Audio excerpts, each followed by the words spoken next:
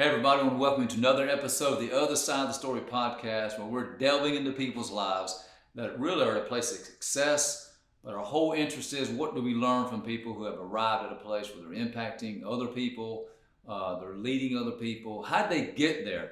Because I know to every story there's a backstory. And today we're so excited to have the lead orthopedic surgeon at Ortho, Georgia, Dr. Brian Ludwig. He is with us today. And just to understand this man's qualifications in training and education and intelligence, he went to Iowa State University, graduated second in his class with a chemical engineering degree, which we'll get to that in a second. He earned a biology minor. From there, he is accepted, or he goes to, first of all, working at the Dow Chemical Corporation in Michigan and Texas, graduated, did a summer research internship, which is really good for the diversity of what he learned with the National Cancer Institute, Bethesda, Maryland. He was accepted, here's his whole life begins to turn. He was accepted at the University of Iowa Medical School, graduating in the top 10% of his class, was accepted in orthopedic surgery residency. Then the University of Wisconsin, spent 5 years there. As his last year, he was the chief resident, administrative resident during his 5th year. Then he applied, which I love sports, he applied to an extra year of training in sports medicine, which was another honor. He got selected 7 out of 300 applicants that studied under Dr. James Andrews. If you're a sports fan, you know this name, James Andrews, who did all the elite athlete surgeries. Learned from this man. After that, from Birmingham, he went to Indianapolis, worked with the orthopedic group there, and ended up in 2011 in Warner Robins, Georgia, at Ortho, Georgia Orthopedics. And Dr. Ludwig, we're so excited to have you here today. Thank you for being on our podcast. Thanks for having me. I'm excited to be here. Yes, sir. That was a great introduction. Thank you. No, you can take me on the road with you. Yes, so sir. really, I'd like to get started with your story a little bit about you were raised in Iowa. Yes, sir. On a farm. Mm-hmm. So help us, what did you learn in being raised on a farm? So I think farm life is a hard life. We didn't have a big farm. It was about 80 acres or so. And we had some cattle and some livestock and grew our own crops to feed our cattle and things like Mm-hmm.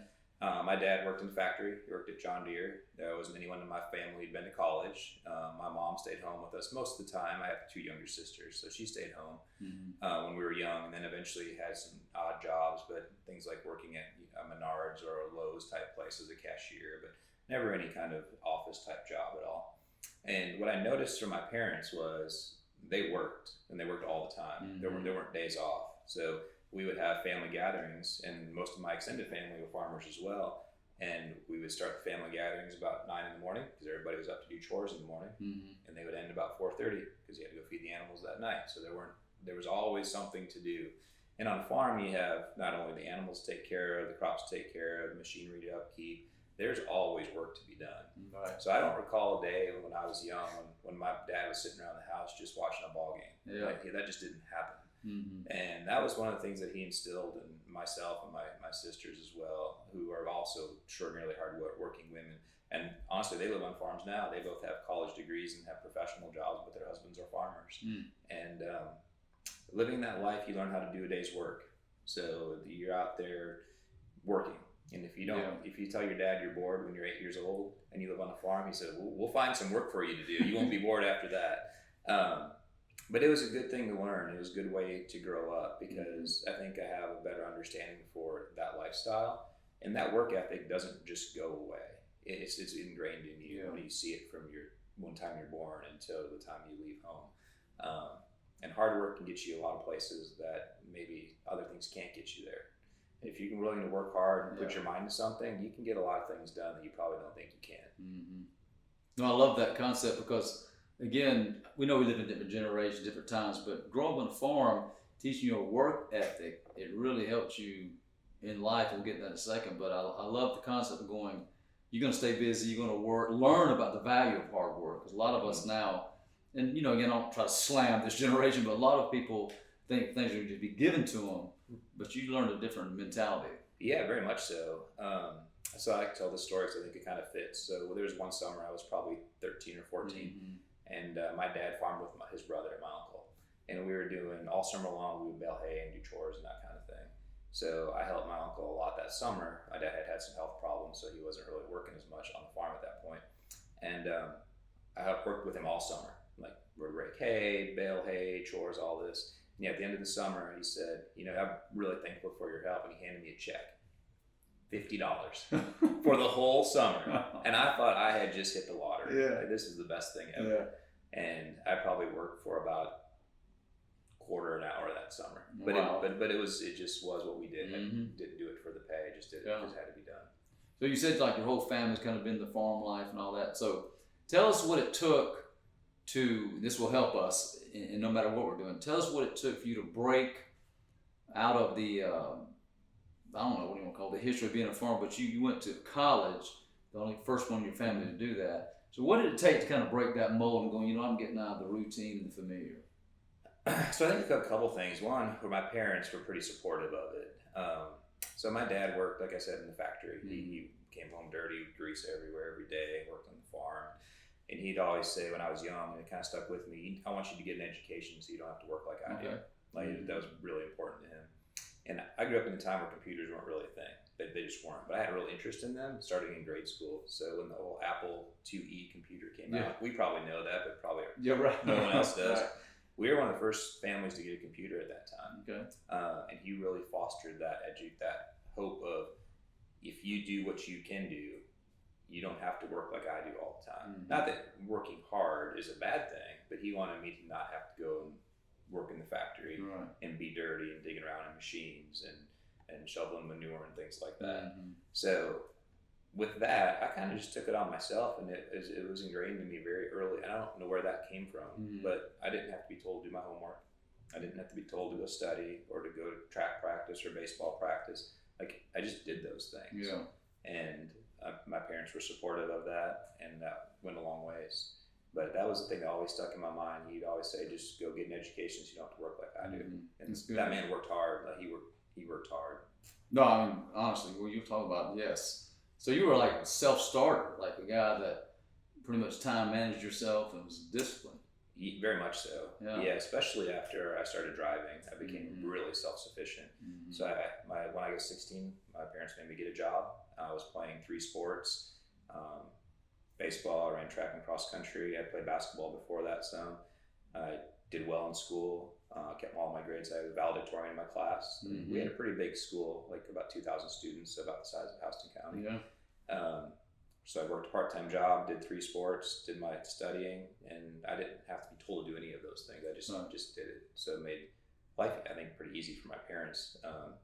But I didn't have to be pushed, I guess, to do that. There was this intense fear of me of failure. Like, I have to do good because for me that's important. Yeah. And not doing good was not okay. So you get to college. Did you go on a scholarship? Not a lot initially. So I earned a scholarship while I was there, and I could never really figure out why I had some scholarship money. Yeah.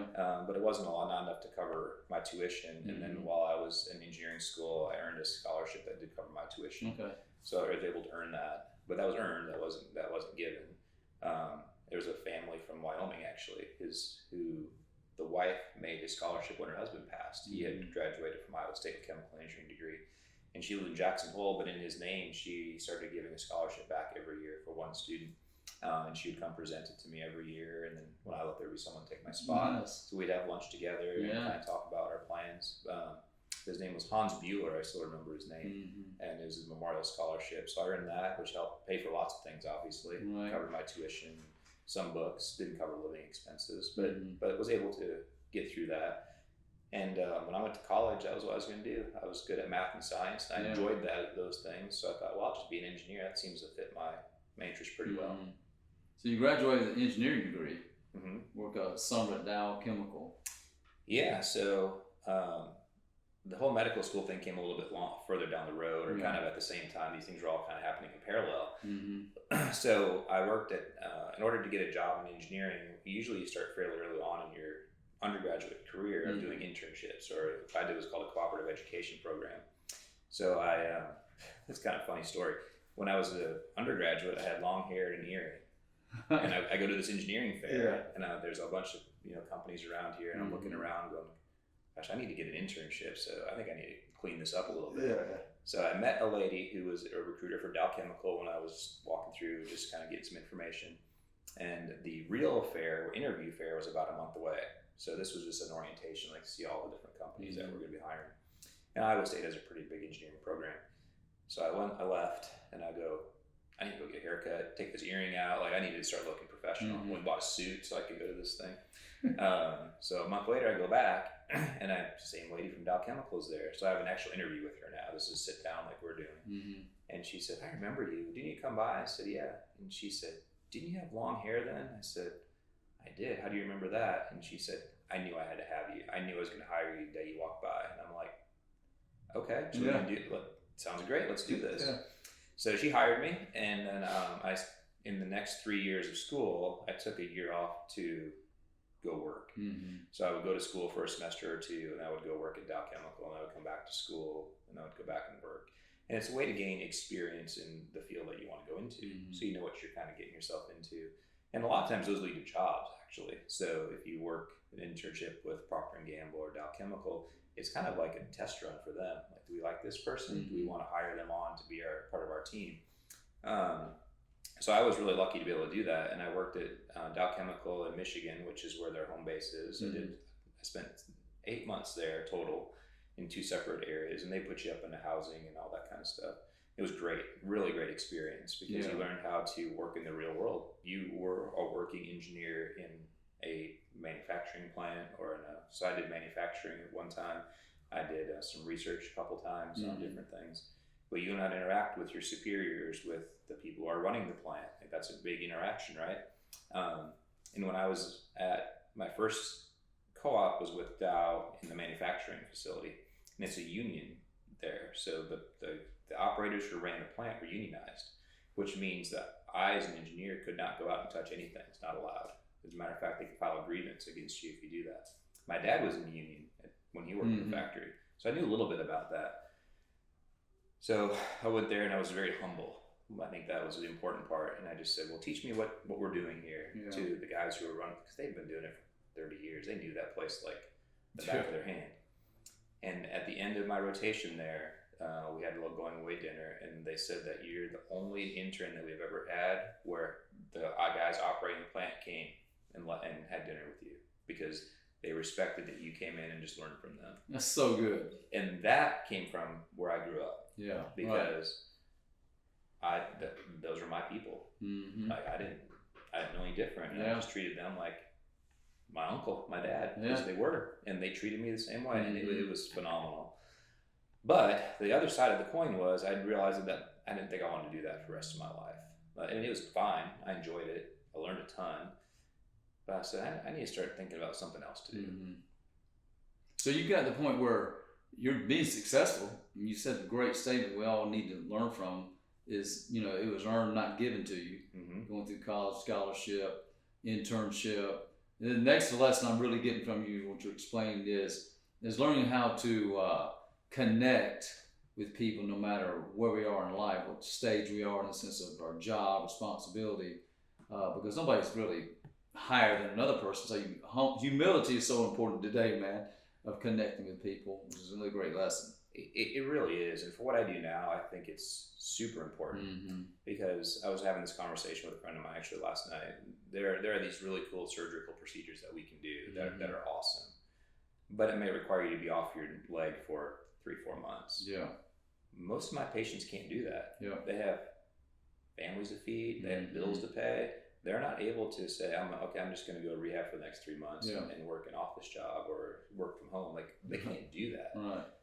And that's real world. Well, I mean, I don't remember how old I was, probably 6 or 8. My dad's company, John Deere, went on strike. And it was a winter time in Iowa. You don't get paid when you're on strike.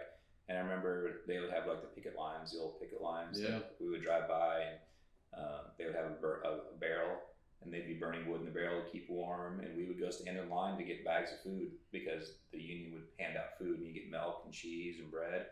And that's what you had. Yeah.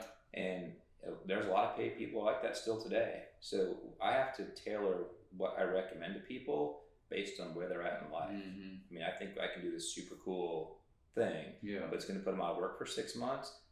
They're not going to be able to pay their mortgage.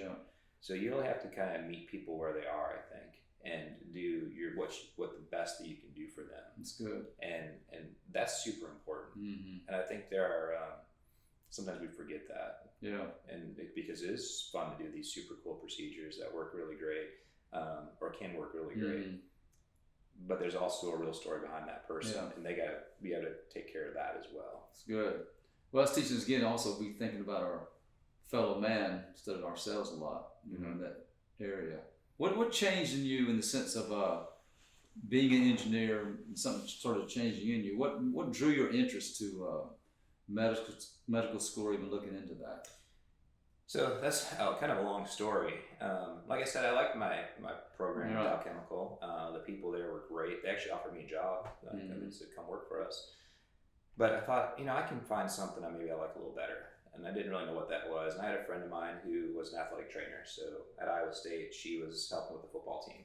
And I always really liked sports. And I was talking to her one day and I said, well, tell me about what you do. This sounds pretty cool. Yeah. And she said, she kind of told me what she did.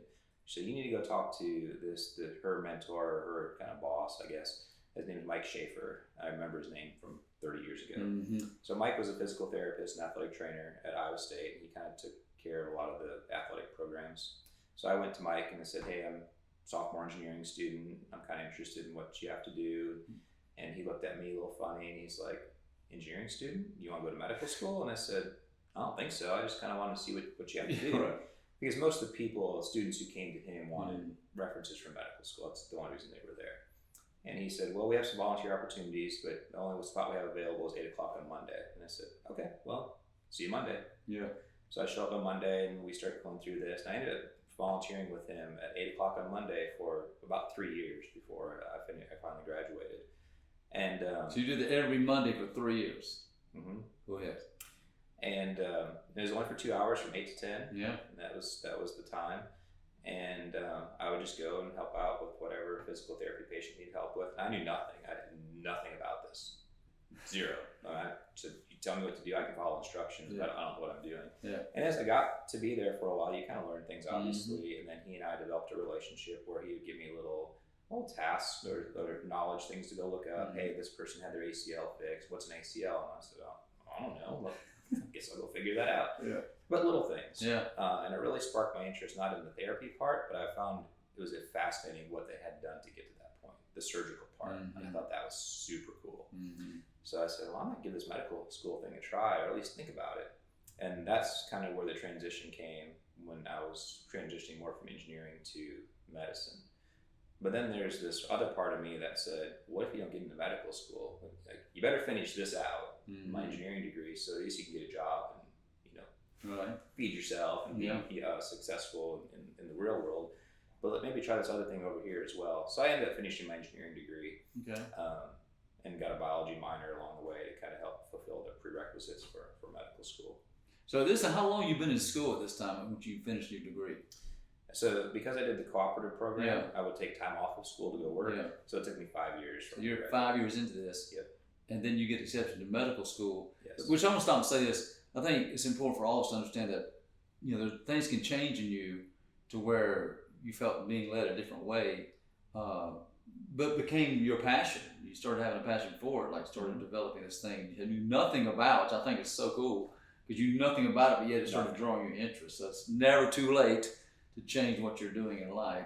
If you're not enjoying it, hey man, do something that you're gonna start enjoying. Yeah, I literally knew nothing about it. Okay. I didn't have any mentors who were in medicine. I didn't know anyone who was a doctor. I didn't know anyone who was a nurse, for that matter. I knew nothing about what I was getting into, other than I thought that seems really cool. Yeah. And engineering, and what it turns out, engineering and orthopedic surgery are pretty similar. And actually, medicine and engineering are very similar. Just the whole broad spectrum of medicine. Engineering teaches you how to think. So here's a problem, let's think about it. How are we going to solve that problem? Medicine is, you have a problem, it's how do we fix this? So what I found like starting medical school was, in undergraduate, I never read a textbook. Never one time. Because it was all principle. I mean, I would use a textbook, but I didn't read it. So you'd use a textbook to find a solution to your problem, right? So in medical school, the first couple days, or first 2 years actually, they give you this big binder every week. Okay. And the questions are like, not really but they're kind of like, what's the word on the fourth paragraph on page 74? It's super specific. Yeah. So basically, you get this whole binder every week. There's a test on every Friday, and you have to essentially memorize the whole thing in a week. In 1 week it's anatomy, and the next week it's this, and next week it's physiology, and next week it's pathology. But it's all memorization for the first 2 years.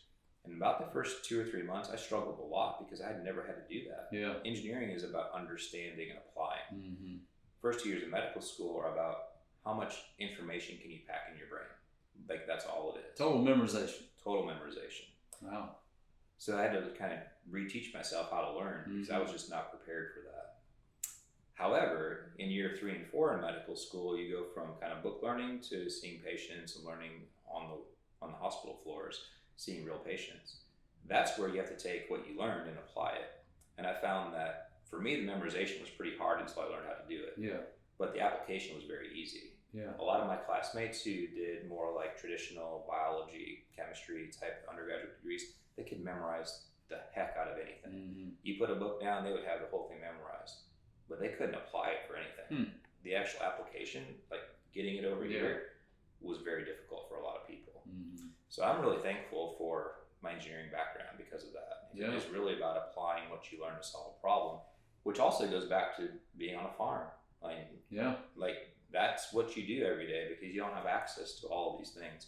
And my dad's family was very independent and very, they were engineers, they just didn't have the degree. Yeah. So they would build their own stuff. Yeah. We had a wood burning stove, that's what heated our house. So we cut a lot of wood in my day, learned how to work. Yeah. And they made their own. Mm-hmm. Like they just made their own. Or in order to, when we cut wood or cut the trees down, they're big old trees, you have to cut them up in smaller pieces.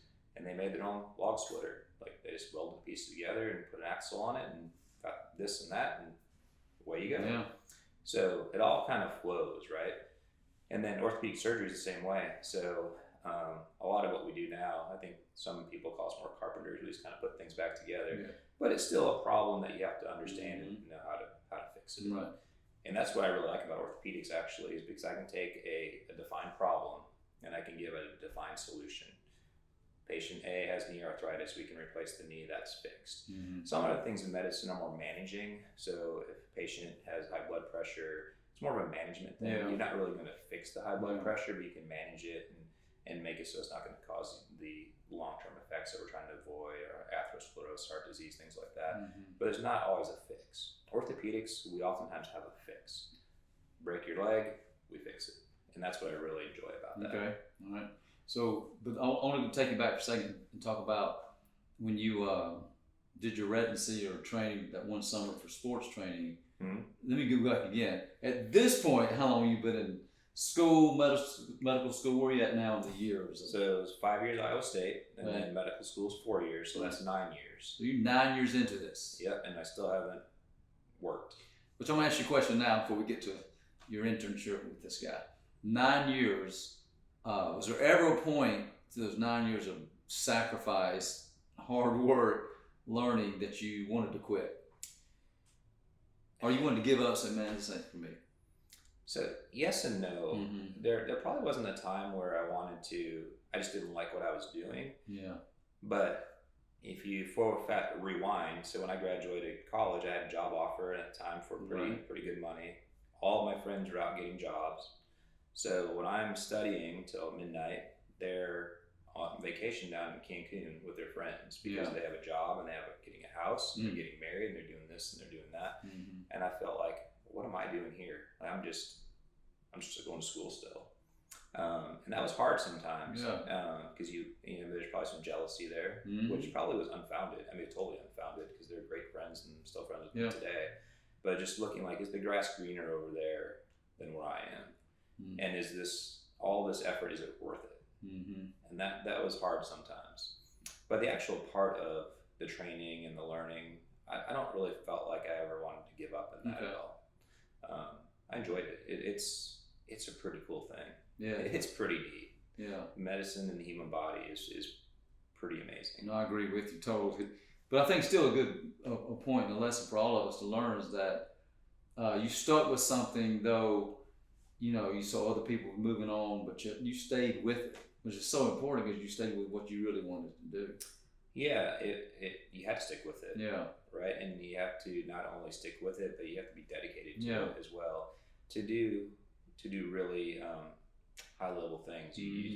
There are some Good. people who are just kind of born and can they just are like brilliant and they don't need to study, they don't need to learn, and they just can do everything. But those people are pretty rare. Most of us are not like that. You have to put some time in, and time is a lot, especially in medicine. So when I was in medical school for the first 2 years, and you're memorizing all the information, my day would start at 7 in the morning with class most of the day. I tried to exercise for a little bit, and then I would study till midnight. And the reason I studied till midnight was the place I would park on campus, you could get out parking free after midnight. Yeah. If you got out at 11:50, you had to pay. Right. I didn't have any money, so I'd stay till midnight. And that was 2 years of that. And then you go on to the hospital rotation. You still have to do your studying and things, but you're up, some rotations you're in the hospital at 4:15 in the morning. And you don't get home until 8 or 9 that night, and you still got to live your life and get groceries, and you have to manage all this time. So there's a lot to it, and that's just for the medical school part of it. Right. So you finish that, and then you have to go to residency training, which no one told me that when I was applying. Like they didn't say that. Again, going back. Yeah, they say about 5 more years, didn't they? Right. I was like, well, what is this all about? But then you have to learn your craft, so to speak. So medical school just kind of gives you a broad understanding of the human body and how it works, and pathology and treatments and things like that. But then you really delve into your craft, and that's an application process. So during your third year, you have to pick what specialty you want to choose, and then you apply for residency programs and do interviews. And there's something called match day. It's in March every year. It actually just happened for the current medical students like last week. So everyone in the country gets a letter on the same day. You open it at the same time even. So all across the country, it's like noon on the East Coast, 11 o'clock Central Time. You get your letter, and you open it up, and it tells you what the next however many years of your life is going to hold for you. Wow. So the letter you want to get says you are going somewhere, because there are people who open that letter and they say, sorry, you didn't match into your program. So I applied to 45 residency programs around the country. Orthopedics is pretty challenging to get into. It's one of What made you want to get into orthopedics? Let me ask you that. So kind of going back to what I said, I like sports. I always thought I wanted to do sports medicine. I like to be able to fix a problem. So you have a problem, you can fix it.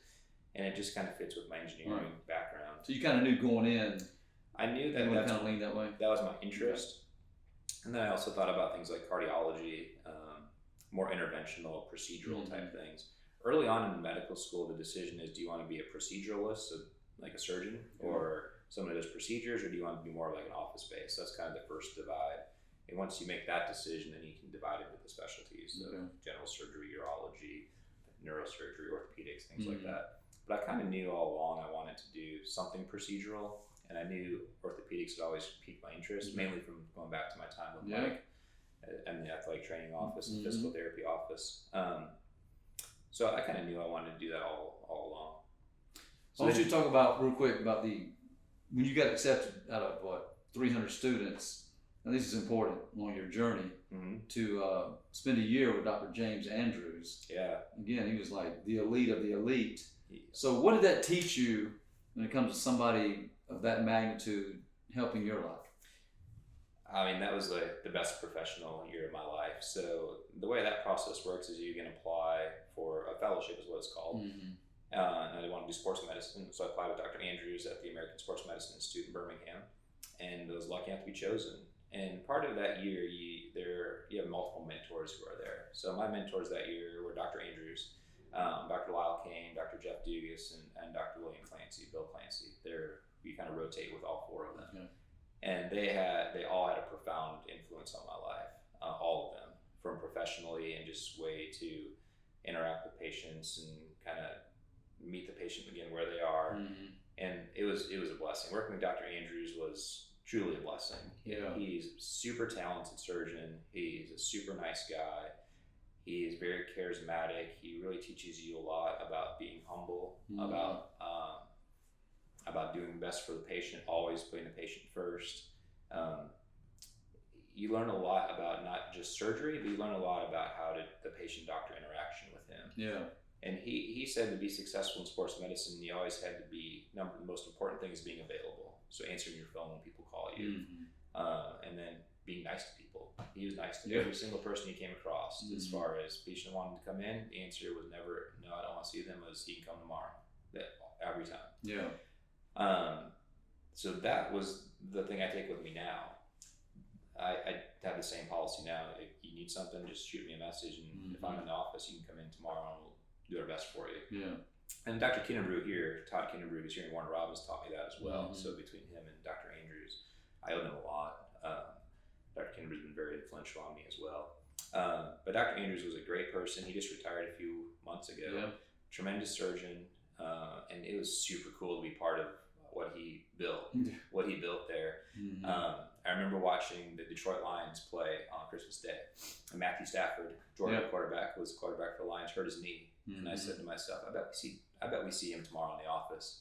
And our first patient that morning was Matthew Stafford. So they flew him down that night. Wow. He was our first patient of the day, and it was like being in orthopedic kind of candy land. Every day we would see 3 or 4 NFL players, 3 or 4 MLB players, NBA players walking down the hall doing their rehab. I mean, if you're into sports medicine or sports at all, it was unbelievable. The number of MRI scans that would get sent to him from people that are very, I can name names that are still playing in professional sports now, that we would look at and render opinions on, and just to be part of that was something that's pretty special. Sure is. I mean, it was, and I think back on it very fondly, obviously. And then the surgery part of it, well, I mean, we learned a lot of how to treat athletes surgically and non-operatively as well. And, you know, Dr. Kane and Dr. Dugas are still my friends. They're still practicing in Birmingham. I send them patients for the more complicated things sometimes, or get their opinion on things. So truly mentors, lifelong mentors who are here to not only help while we're training, but even when now those of us have been in practice for 12, 14, 15 years, there's always somebody to call, and they're going to be super supportive. And it was just a really great year for me. Well, that's good, because obviously mentorship is so important. I mean, you're explaining that now in your own life, being a surgeon. But I really want to encourage everybody, we all need mentors in our life, no matter what level we are, how long we've been doing what we've been doing. It's always important to have somebody that's doing what you're not doing. It is. And like I said, so kind of my story was I didn't have a mentor to get into medicine. And I think that was probably a weakness for me, for sure, because I didn't know what I was getting into. But now if I can be a mentor for someone else, or some of my patients, or my kids, just kind of to counsel them along the way, and then just to have people to ask. I mean, there's wisdom and experience, right? Yes. And Dr. Kinnebrew's been here for 30 years, and he and I are great friends. And just to know I can ask him a question from his experience, there's a lot of wisdom that comes with that. Yeah. Another person in our practice who's a hand surgeon, so I don't even do the same type of surgery he does, is Dr. Waldo Floyd up in Macon, and he there's wisdom and experience, and that is truly awesome to have that. So having a mentor is super important. I mean, even when, not only when times are good, but probably more important when times aren't good. Yeah. You have someone to go to and say, hey man, what can I do? What do you think about this? Help guide me through this. That's good. You can write that down. There's wisdom and experience. You don't need I don't know where that came love from, that statement. I love that statement. There's wisdom and experience. I love that. I need to tell my kids that. Anyway, so you're in there, and then you just get to Indianapolis, because I want to kind of talk about the connections and being in the right place. You're in the right place at the right time. You learned a lot. You're getting mentored, still lifelong mentorship now. And then you get to a place of where you stayed a year. Was that something about maybe being in the wrong place, or you just didn't fit, or talk about life like that? Sometimes life is like that. So at the time, my wife was from Indianapolis, and we had kind of determined that we wanted to go back to close to her family and work. So I had a job with one of the practices there, and it sounded like it was going to be awesome. And a lot of the medical community there changed during the time. Still a great group. I mean, they do great orthopedics, and anyway, they brought me in, and I'm just coming out of this fancy fellowship where we're seeing NFL players every day and this thing, and it's awesome, and I'm already hyped up and ready to go. And I get there, and my first clinic has like 1 patient. I said, okay, well, I'm new. And then I said, why don't you go do this clinic, but it's an hour away, so you can drive an hour each way. And I said, this isn't really what I signed up for. And I would do that twice a week, and I would see like 6 patients and 8 patients, and it just wasn't what I wanted. it just wasn't. It wasn't bad. It was a bad fit. Right. And unfortunately, about 50% of doctors in their first practice will switch jobs. It's just not what you think it is. Yeah. Bad fit.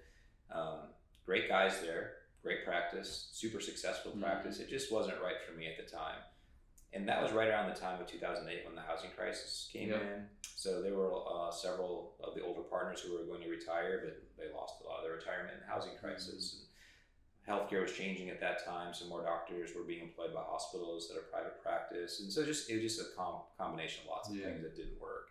And it was never going to be successful. Right. So I learned that pretty soon after I joined, and it was really demoralizing for me. I mean, I was like, I'm used to being good at this stuff, and I'm successful, and I'm able to do all these things. And I get there, and I'm like, what I do wrong? Right. I mean, I've spent 15 years to get to this point, and this is terrible. I mean, I hate this. What am I going to do?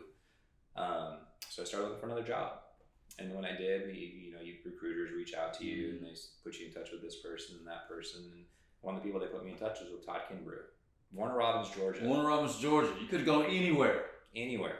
And I said, I'll call Dr. Kimbrew. Yeah.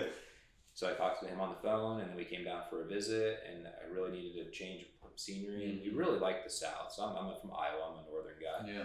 And Birmingham was a great year. Really loved living in the South. So I thought, well, let's go to Warner Robins, see what happens.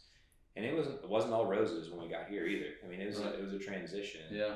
And it was a transition that was hard for a while. We didn't have any family here, friends here. And it was a struggle. I mean, it was struggled for a few years. And then eventually I finally hit my groove and, keep pushing through, just like in school. And things start to build, and things start to build, and things start to build to the point where now and this is home for me. Yeah. I don't plan to leave anytime. And this is my home. As my kids know. Built a practice, I think, that's fairly successful. I'm happy with it. Yeah. I might take care of general people. I've built a little sports niche out of it, which is my goal all along. So it took a long time, but here we are. And gosh, I'm glad I stuck it out. Yeah. I think, again, it's important what you're saying to us about transition, because everybody goes through transition in life, and then not starting out the best, but you're stuck in there again. Your life is really an example of that.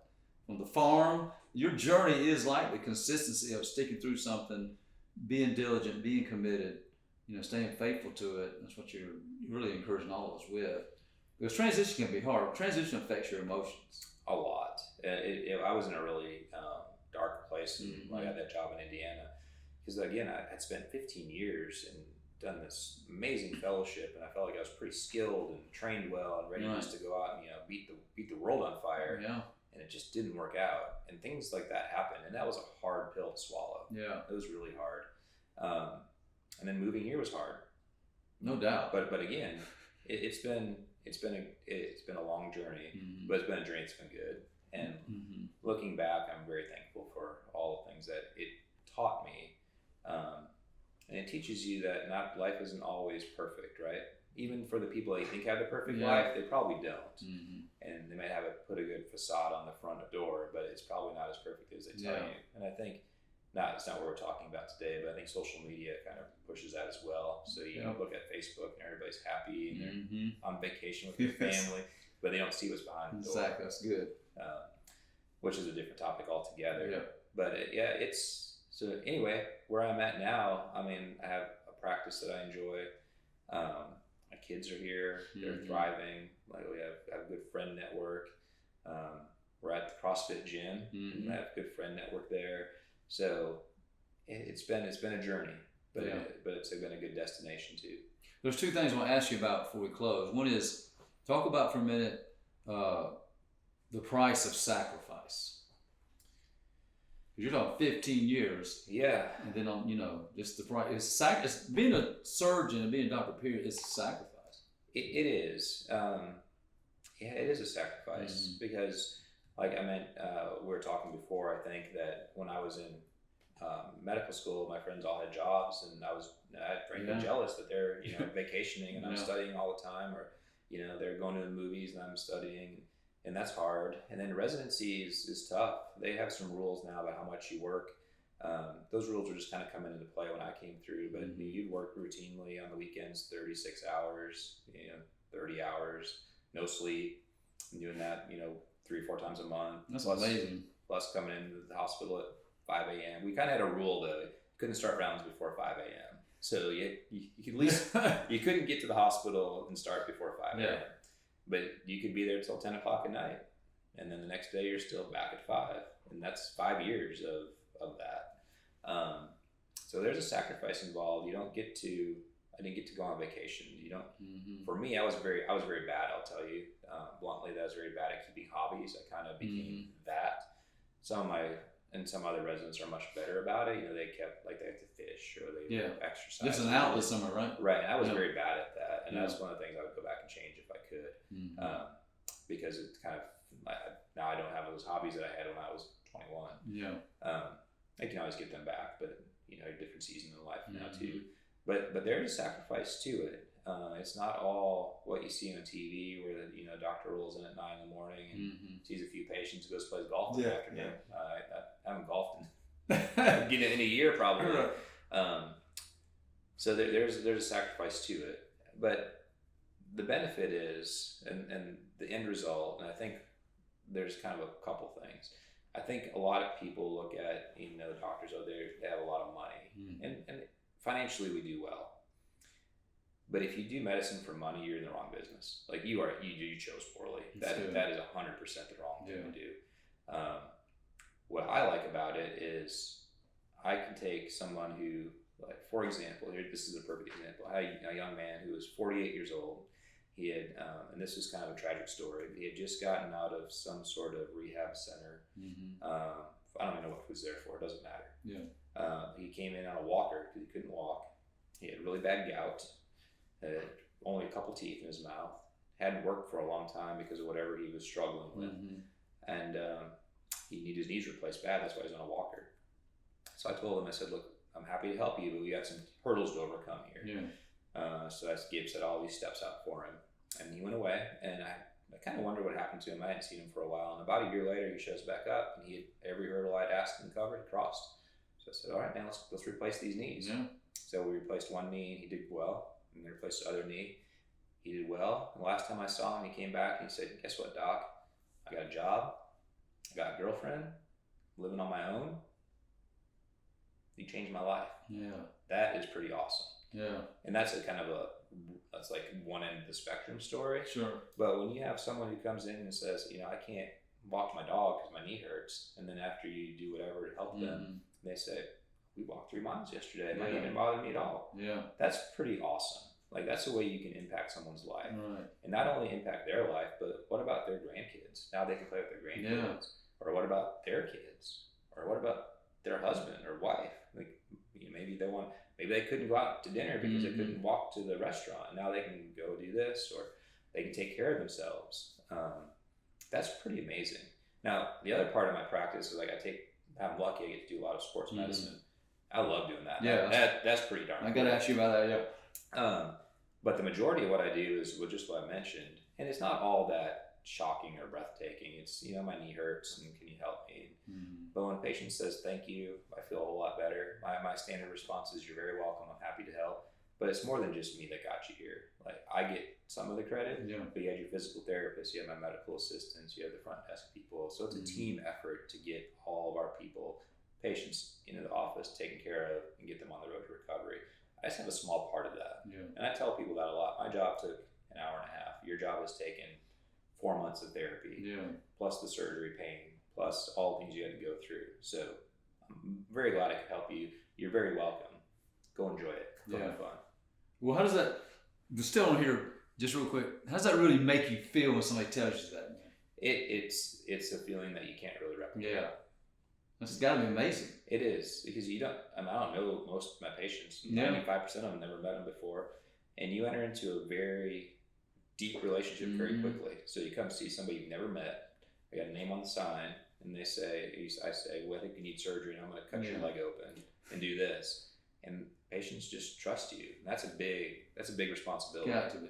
It's a huge responsibility. And we were talking before we started that I don't remember the successes all that much, but I remember the failures. Mm-hmm. And all of us who do surgery have those. Yeah. And they stick with you a long time. Yeah. A really long time. Yeah. It's hard. I'm glad you're sharing that because a lot of us don't probably understand, again, the sacrifice, just seeing, doctors are just rich, got a bunch of money, but you're telling a great side of the story that people can maybe have a greater respect for doctors and what they go through.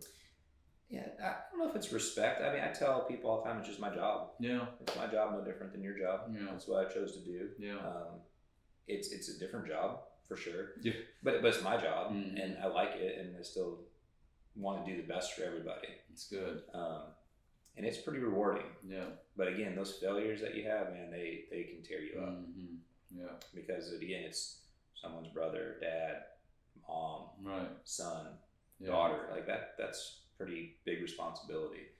And initially, it was really hard for me. How do you deal? Let's talk about it for a second. How do you deal with that? How do you? Well, it's hard. Come to grips with it. It's still hard. I mean, yeah.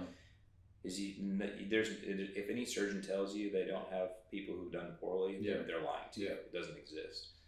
But I realize a lot of it's out of our control. Mm-hmm. I mean, things happen, right? Yep. For whatever reason, things happen. Storms come up, people get an infection, mm-hmm. Someone falls after you do whatever operation. They happen.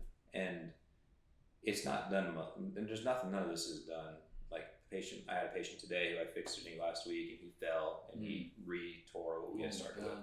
So it wasn't his fault. Yeah. He just fell. Yeah. And I feel like, gosh, we could have done something differently. And the answer is no. Mm-hmm. I mean, I did it exactly how I'd always do. And you just have to figure out how to do better and move on. Yeah. And it's hard. It's really hard at first. I lost a lot of sleep. I still do lose sleep over patients that don't do well. Yeah. But you have to kind of be able to compartmentalize that too. Yeah. Otherwise, it can overrun your life. No, it shows you care. Thank God for that. Well, I think you we care. all do. Yeah. Yeah. So, The failures stick with you a long time. Yeah. One of my mentors when I was a resident would say, you need to keep your friends close, but your enemies closer. Mm-hmm. And he wasn't calling the failures enemies, but the things you learn from, because you learn way more from your failures than you do from your successes. At least I do. And I can do 400 surgeries one way, and it works great. And you can do it the same way and you fail. Like you start thinking about, what do I need to do differently? Yeah.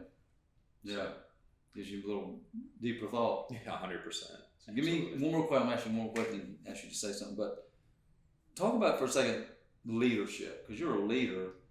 How does that impact other people? I don't know if I consider myself a leader, I guess. Well, let me rephrase that. You are at a place where you impact, like you're oversee 3 different colleges, Mm-hmm. Mercer, Middle Georgia State, and Fort Valley. Yeah. So just kind of that aspect. Sure. And you have a team. You have, practice. Yeah, there's some leadership involved Yeah. there. I think it's more of a teamwork, though. Like you said, I think team's probably the bigger aspect of it. Again, I'm just a part of that team, and kind of like if you watch football. Yeah. The quarterback probably gets too much credit when things are good. Yeah. And you probably don't get too much blame when things are bad, Yeah. because they're just one part of the team, Yeah. right? But you're the part of the team everybody knows. Mm-hmm. So I'm really lucky that I've been able to foster relationships with Mercer Athletics and Fort Valley State Athletics and Middle Georgia State Athletics. And again, going back to my time with Dr. Andrews, that was kind of my goal professionally, was to take care of athletes. So I feel like I've kind of got that now, which has been, it took 13 years to get to that point. And a lot of relationship building and, just kind of trying to do a good job. But to be the point person for some of those things, you just, again, have to be, it's a team concept. So empower the people around you to do their job well. Trust the people around you that the people that are doing their job are doing the right thing. It's good. And if you need to ask questions, so my trainers from all 3 schools, I help out with the high schools in Warren Robins as well, they can text me anytime. So we're on the same page. Yeah. I get texts all weekend long from different things, and it's fine. That's what I want. What Dr. Andrews told us, he had to be available. And when I see, for example, I was at Mercer this past week seeing some patients, and the trainer was sitting right where you are, and the patient was sitting right there, and the patient was talking, and I would say, so I think we should do blah, blah, blah, blah. Brad, what do you think? And he'd say, yeah, I agree, let's do that. So the patient sees us as a team. Yeah. We're in the same plan. Right. Or Brad said, yeah, I think we should do that. Why don't we add this in there as well? Yeah, that sounds great. So it's really about putting a team in place that's going to do the job. Now, I didn't hire anybody. I don't do any of that. Yeah. These are their school, hire Right. everybody, and we just work together. Okay. And we work together very well. And that relationship is so important at the college, at every level, but especially at the college level. So the athletes see a front that has their best interest in mind to get them well, to get them back on the playing field in a safe manner, and hopefully better than before. Yeah. Well, there's two things we can go on: empower people and trust them. You have to put with the right people. Yeah, the right people around you. That's exactly right. That's good. That's Well, right. Dr. Love, we appreciate your time and what you've been teaching us and just sharing your story. It's been amazing. It's powerful, it really is. Give us a couple things before we close, how we can stay healthier in our life. Whatever that means. How can we stay healthy? Give us a few tips. Well, that's actually a really good topic, because where we are in 2024, the obesity epidemic is out of control. Yeah. And in orthopedics, we have to frankly tell patients you're not a candidate for surgery until we get some weight off. Yeah. So what can we do? I think one thing that's lost is we don't sleep enough. Most of us don't anyway. Yeah. I think we eat poorly. Processed foods, foods that are fast food is quick and easy. We become a fast food generation. Yes. So I don't know how your growing up was, but we sat around the dinner table every night and had dinner. Family Mom dinner cooked the meal. every night. Yeah. I don't do that now. Yeah. And I should, but I don't. Yeah. So bad example for my kids. But going back to that would probably help us a lot. And just being cognizant of what you're putting in your body, not only from a nutritional standpoint, what you're drinking, water, these juices and energy drinks and things like that, maybe not the best things for you. What you're doing with your body, moving your body helps. It helps a lot. Not only does it help your cardiovascular system, keeps your weight down, helps your mental as well. I mean, it's a stress reliever. People have stressful jobs, they have stress in their life, and you can turn to drugs, alcohol, cigarettes, whatever, or exercise can help with that as well. That helps me. Exercise is a great thing. Yeah. I'm here 5 o'clock most mornings to do that. Yeah. And then also the spiritual side of things, which you can obviously speak to much more than I can. But those things together will make us a much healthier society. They're not easy though. Yeah. That's the hard part. The easy thing to do is go to McDonald's and pick up a Big Mac on your way home. The hard thing to do is cook some chicken and some vegetables for your family or for yourself. Yeah. The hard thing to do is get out of bed and go work out. The hard thing to do is make those choices. But that's what they are ultimately, is choices. Because you can put yourself through and get through a lot if you make the choice to do so. But until you make that choice, it doesn't matter what anybody tells you. I can tell someone to do, you can tell someone to do something, but until that person decides that this is what I want, it doesn't matter. So good. It is so good. I can't even add to that. It's just so great right there, because you can't want it for people, they got to want it for themselves. That's right. Yeah, it doesn't matter what it is. Yeah, that's whether right. it's a surgical outcome, or whether it's my kids going to school, or my kids wanting to do this, and personal family stuff, or what it's me personally. Yeah. It takes a lot for me to get up sometimes to come here and work out, and some days I don't do it. Yeah. But that's a choice I made. No But one you're made at that choice 5 for me. a.m. That is amazing to me. Sometimes. It's the only time that fits. Yeah, gotcha. Again, it goes back to medical school thing. Like, you have got to make your time management work, right? So I found that for me, if I waited the afternoon, I wasn't going to do it. Yeah. And if it's important, you make that choice to do it for you. And that's why for 2 years now I've been consistent, 5 a.m. And before I would do things in the afternoon, but my life allowed it. It doesn't allow it anymore. Yeah. So as the seasons of life change, you have to adapt to them. Yeah, that's good. I always tell Dr. Lovett he's the best fit doctor I've ever seen, so that's good. Well, thank you, Dr. Lovett. Appreciate you being on this podcast with us. Thanks for having me. I appreciate it. Yes, sir. And I want everybody to make sure you like, subscribe, and share this podcast with somebody you know that would help them. Great lessons today. See you next week.